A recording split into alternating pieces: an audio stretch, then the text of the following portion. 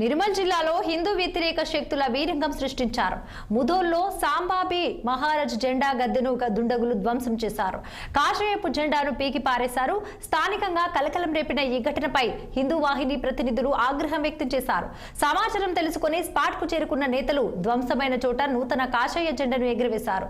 హిందువుల మనోభావాలను దెబ్బతీసే విధంగా దుశ్చర్యలకు పాల్పడిన దుండగులను కఠినంగా శిక్షించాలని హిందూ వాహిని సభ్యులు డిమాండ్ చేశారు. ఇక ఇలాంటి ఘటనలు పునరావృతం కాకుండా గట్టి చర్యలు తీసుకోవాలన్నారు.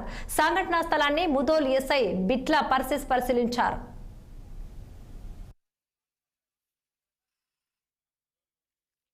ఎస్పీ పెట్రోల్ బంక్ దగ్గర గల జాతీయ రహదారి పక్కన ఉన్నటువంటి శంభాజీ మహారాజ్ చౌక్ మనము గత 10 సంవత్సరాల నుంచి మనము ఇక్కడ పూజిస్తాం.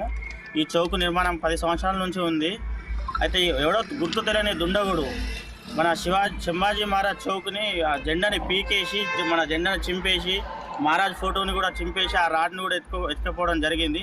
ఎవడైతే ఆ దుండగుడు ఈ దారానికి పాల్పడ్డాడో ఈ సమాచారం చూసిన మన కార్యకర్త మనకు ఫోన్ చేయగానే మన హిందూ వాహిని కార్యకర్తలు అందరూ రావడం జరిగింది.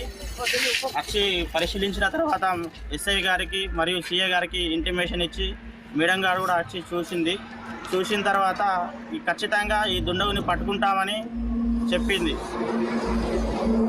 కట్టడానికి పాల్పడ్డ దుండగుని కఠినంగా శిక్షించాలని హిందూ వాహిని కోరుకుంటుంది. అలాగే కొత్త జెండాని కూడా నిర్మాణం చేసుకుందాం ఇక్కడనే.